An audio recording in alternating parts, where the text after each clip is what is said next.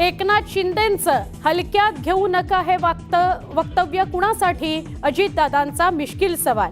तर हे वक्तव्य 2.5 वर्षांपूर्वीचं शिंदेंचं दादांना उत्तर.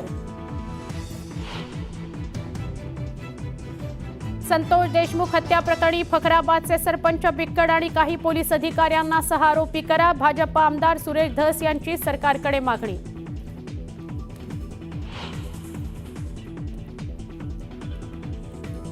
संतोष देशमुखांच्या मारेकऱ्यांना जोपर्यंत शिक्षा होत नाही तोपर्यंत सत्कार स्वीकारणार नाही, आमदार धस यांचा निर्धार.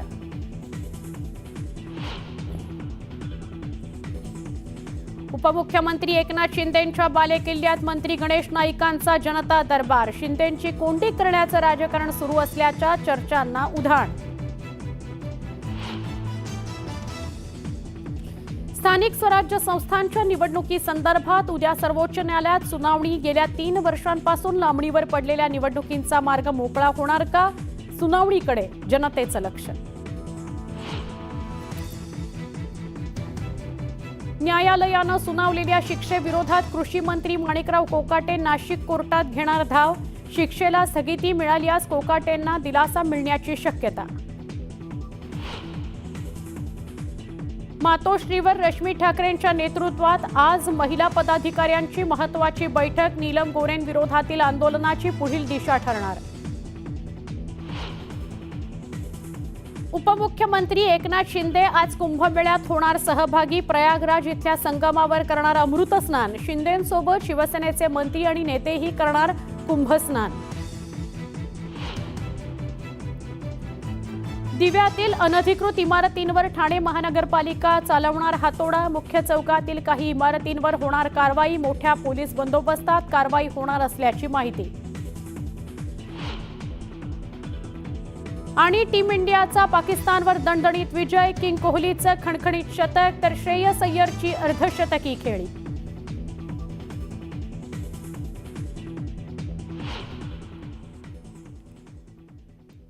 नमस्कार. वेगवान स्वरूपातल्या घडामोडींनंतर आपण आता मुलुख महाराष्ट्राकडे वळूया, म्हणजेच सविस्तर बातम्या बघणार आहोत. 98व्या अखिल भारतीय मराठी साहित्य संमेलनाचा समारोप कार्यक्रम दिल्लीत पार पडला. या कार्यक्रमाच्या समारोप सोहळ्यात अजित पवारांनी एकनाथ शिंदे यांच्या हलक्यात घेऊ नका या वक्तव्याचा उल्लेख केला. अजितदादांनी केलेल्या वक्तव्यावर एकच हसा पिकला. मात्र त्यांच्या वक्तव्याला एकनाथ शिंदेंनी आपल्या भाषणामध्ये उत्तर सुद्धा दिलं. माझं वक्तव्य 2.5 वर्षांपूर्वीच आहे असं शिंदेंनी स्पष्ट केलं.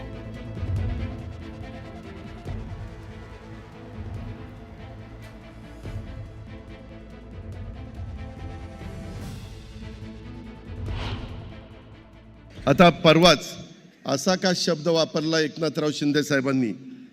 मला हलक्यात घेऊ नका. आता ते कुणाला म्हणले तेच कळायला मार्ग नाही.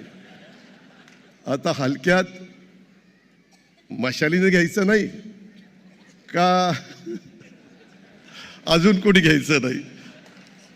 त्याच्यामध्ये गमतीचा भाग जाऊ द्या.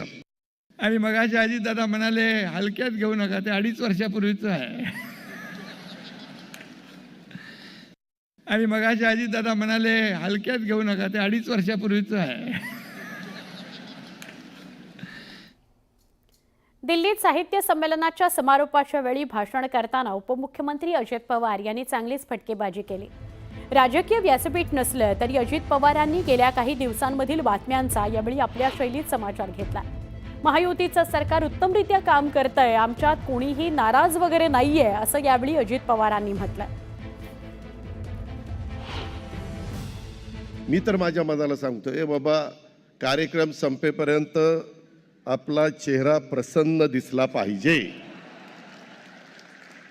आणि तो प्रयत्न आम्ही करतो. कारण उगीच कुठली तरी बातमी व्हायला नको. त्याच्यामुळं आमच्यात कुठलीही नाराजी नाही.